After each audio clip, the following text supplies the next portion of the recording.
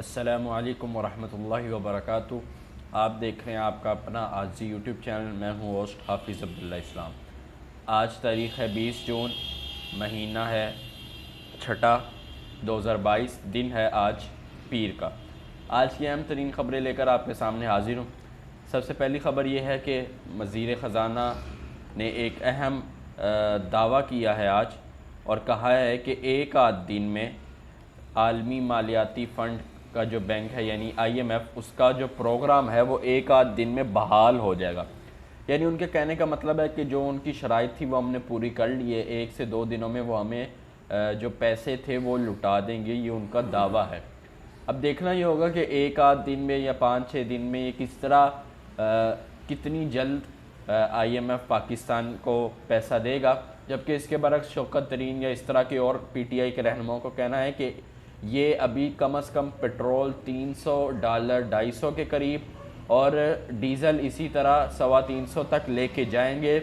اگر یہ کام یہ نہیں کرتے تب تک IMF نہیں مانے گی، کم از کم انہیں یہ شرائط پوری کرنی پڑیں گی، اس کے بعد IMF کی پہلی قسط جاری ہوگی۔ لیکن اس کے برعکس آج مفتاح اسماعیل نے یہ دعویٰ کیا کہ 1 سے 8 دن میں سارا جو شیڈول ہے یا سارا جو پروگرام ہے IMF کا وہ بحال ہو جائے گا۔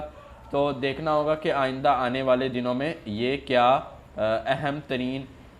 جو فنڈ ہے وہ پاکستان کو میسر ہوگا۔ ایک آدھ دن میں کیا وزیر خزانہ کی یہ جو بات ہے وہ پوری ہوگی یا پھر نہیں۔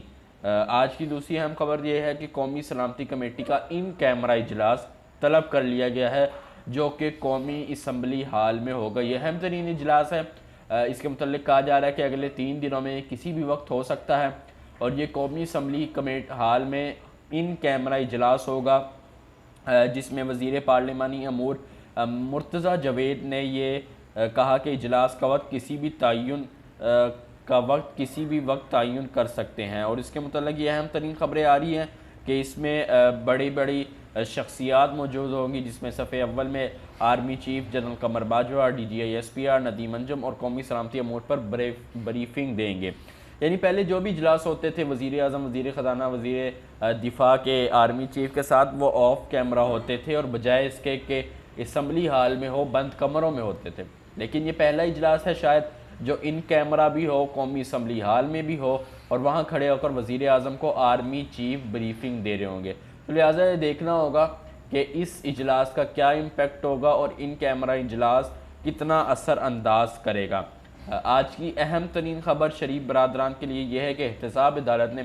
آشیانہ اقبال اور رمضان شوگر ملز کیسز میں وزیر اعظم شہباز شریف کی مستقل حاضری معافی کی درخواست منظور کر لی ہے۔ یعنی ایک حساب سے ان کو NRO 2 مل گیا ہے۔ یعنی اب جب بھی موجودہ وزیر اعظم کو یہ نوٹس جائے گا کہ آپ کو عدالت میں اس کیس میں طلب کیا گیا ہے، تو وزیر اعظم اس چیز کے پابند نہیں ہوں گے کہ وہ خود پیش ہوں، بلکہ وہ اپنے کسی وکیل کو یا اپنے کسی ساتھی کو پیش کر سکتے ہیں۔ اور یہ ان کی مستقل حاضری کی جو درخواست تھی وہ آج عدالت نے قبول کر لیا۔ تو ایک حساب سے جو عمران خان صاحب کہہ رہے تھے کہ NRO 2 ہوگا، بہت جلد ہوگا، یہ ان کے لیے جو نیب کے قوانین میں ترمیم ہے یہ NRO 2 کہلائے گی، تو آج اس کی ایک جھلک دیکھنے کو ملی ہے کہ مستقل طور پر ان کی جو غیر حاضری ہے اس کی درخواست قبول کر لی گئی ہے۔ یعنی اب ان کو خود آ کر اپنا مقدمہ عدالت میں نہیں لڑنا پڑے گا۔ تو اس کا امپیکٹ کیا پڑے گا یہ آنے والا وقت بتائے گا، کیونکہ ایک وزیر اعظم ہے پاکستان کا اور اس کو احتساب عدالت اس چیز کی چھٹی دے رہی ہے کہ آپ اپنے کیسز میں حاضر نہ ہو تو کوئی مسئلہ نہیں ہے۔ دیکھنا ہوگا کہ یہ وزیر اعظم عوام کے لیے کتنا فائدہ مند ثابت ہوگا۔ اہم ترین خبر یہ ہے فرانس کے صدر نے پارلیمنٹ میں اپنی اکثریت کھو دی ہے۔ غیر ملکی میڈیا کے مطابق فرانس میں پارلیمنٹ کے لیے اتوار کے روز ہونے والے انتخاب کے نتائج سامنے آ گئے، جن کے مطابق میکرون کی پارٹی کے پاس 245 نشستیں ہیں اور فرانس کی 577 رکنی ایوان میں اکثریت کے لیے کم از کم 279 نشستیں درکار ہیں۔ پارلیمنٹ میں اپنی اکثریت برقرار رکھنے کے لیے میکرون کو اپنے اتحادیوں سے مذاکرات کرنے ہوں گے۔ یعنی ایک حساب سے فرانس میں بھی اس وقت وہ حالات ہیں جو آج سے 2 مہینہ قبل وزیر اعظم سابق تحریک انصاف کے چیئرمین عمران خان کے ساتھ حالات چل رہے تھے، یعنی وہ بھی اپنی اکثریت کھو چکے تھے، وہ بھی ایم کیو ایم کے چکر لگا رہے تھے، وہ بھی بلوچستان مینگر پارٹی اس طرح کے اور بڑے بڑے دھروں کے پاس جا کر مذاکرات کر رہے تھے، اور آج یہی حال فرانس کے صدر کا ہے کہ وہ بھی اپنی اکثریت کھو چکے ہیں، اور اس وقت فرانس میں کسی بھی پارٹی کو وہ اکثریت حاصل نہیں ہے جو ان کو پارلیمنٹ میں اپنا اثر و رسوخ قائم کرنے کے لیے چاہیے ہوتی ہے۔ یعنی فرانس کی اس وقت جو کل نشستیں ہیں وہ 577 ہیں، اور اس میں جو اکثریت کے لیے انہیں نشستیں چاہیے وہ 279 ہیں، اور اس وقت سب سے زیادہ نشستیں میکرون کی پارٹی کے پاس ہے جو 245 ہیں۔ تو کم از کم یہ کافی نشستوں سے پیچھے ہیں، اور ان نشستوں کو برقرار رکھنے کے لیے، اپنا اثر و رسوخ دوبارہ قائم کرنے کے لیے اور پارلیمنٹ میں دوبارہ آنے کے لیے as a leader, as a وفاقی حکومت، ایز اے حکومت ان کو مذاکرات کرنے ہوں گے، اور اس کے علاوہ ان کے پاس کوئی حل نہیں ہے، وگرنہ وہ وقت قریب ہے کہ فرانس میں دوبارہ انتخابات کیے جائیں۔ اس کے علاوہ امریکہ نے ایک بہت بڑی پیشکش کی ہے، اور وہ یہ کی ہے کہ حزب اللہ کی مالی معاونت کرنے والوں کو جو معلومات اس کی فراہم کرے گا، یعنی حزب اللہ کی مالی معاونت کون کر رہا ہے اس کی جو معلومات فراہم کرے گا اس کو کم از کم $10 ملین دینے کا انعام اعلان کیا گیا ہے۔ یعنی پہلے یہ دیکھنے میں آتا تھا کہ امریکہ کسی کے سر کی قیمت لگا رہا ہے تو کسی کو یہ کہتا تھا کہ اگر اس کو قتل کیا جائے گا تو قاتل کو ہم اتنے پیسے دیں گے، لیکن اب یہ وقت آن چکا ہے کہ انہوں نے کہا ہے کہ حزب اللہ کی مالی معاونات جو کر رہا ہے اس کی معلومات صرف جو ہمیں فراہم کرے گا اس کو ہم $10 ملین روپے کی خطیر رقم دیں گے، اور یہ رقم کوئی چھوٹی موٹی نہیں ہے، اور بہرحال یہ معلومات بھی کوئی چھوٹی موٹی نہیں ہے۔ آج پیر کو امریکی وزارت خارجہ کے انصاف کے لیے انعامات اکاؤنٹ نے ٹویٹر کے ذریعے حسیب ہداون اور علی شاعر کے بارے میں معلومات فراہم کرنے والے کو انعام دینے کا اعلان کیا ہے۔ یعنی پوری حزب اللہ کی بجائے اگر ان دونوں کی مالی معاونت کرنے والوں کی بھی معلومات دے دی جائے تو اس کو بھی $10 ملین روپے کا خطیر رقم بطور انعام دی جائے گی۔ اس کے بعد حج قریب ہے، لہٰذا سعودی عرب نے کووڈ-19 کی سفری تمام پابندیاں ختم کر دی ہیں، اور ان تمام پابندیوں کی جو ختم کی گئی ہے اس کی لسٹ جو جاری ہوئی ہے اس میں مختلف ملک شامل ہے، بھارتی، ترکی اور دیگر ملک بھی اس میں شامل ہے۔ کچھ احتیاطی تدابیر آج سے کچھ ہفتے پہلے تک تھی، لیکن بہرحال آج وہ بھی ختم کر دی گئی ہے، اور اس وقت جو سفری جہاز کا جو سفر ہے وہ بالکل اسی طرح اپنے نارمل طریقے پہ آ چکا ہے جیسے کووڈ-19 سے پہلے تھا، اور اب بجائے اس کے کہ NCR ٹیسٹ ہو رہے ہیں، بجائے اس کے کووڈ-19 کے ٹیسٹ ہو رہے ہیں، بجائے اس کے کہ آپ کے PCR کے ٹیسٹ ہوں گے، بجائے اس کے کہ آپ کا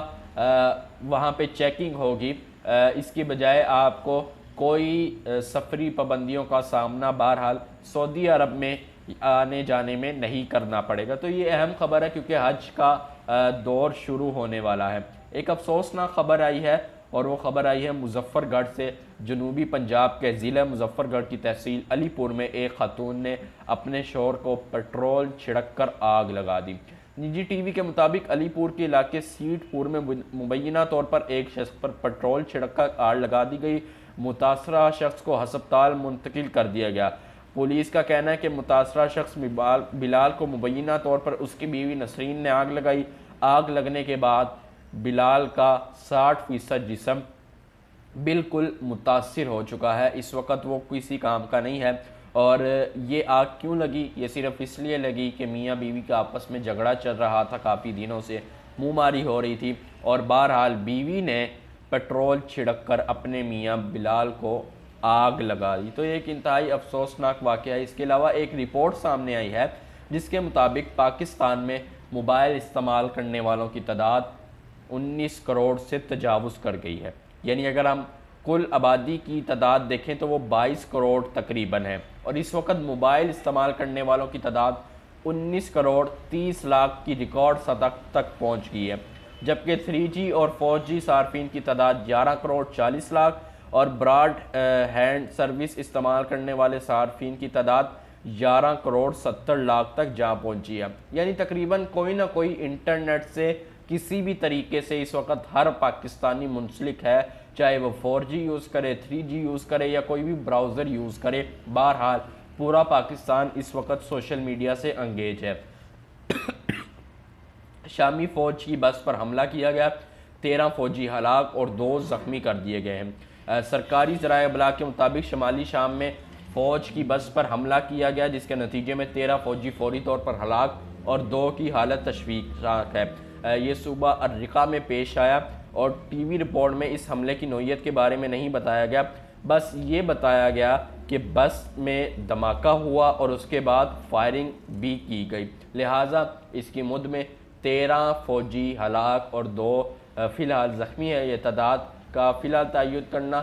درست نہیں رہے گا، ہاں اگلے کچھ آنے والے دنوں میں اس تعداد کو بڑھا بھی جا سکتا ہے، ہم بڑھتی ہوئے دیکھ سکتے ہیں، یا وہ کم از کم جو 2 زخمی ہیں وہ ان کو ہلاک میں تبدیل ہوتے بھی دیکھ سکتے ہیں۔ تو یہ تھی آج کی اہم ترین خبریں، امید ہے آپ کو پسند آئی ہوگی، اگر پسند آئی ہے تو لائک کریں، شیئر کریں، سبسکرائب کریں اور اس چینل کو زیادہ سے زیادہ شیئر کریں۔ ملتے ہیں اگلی ویڈیو میں، تب تک کے لیے اللہ حافظ۔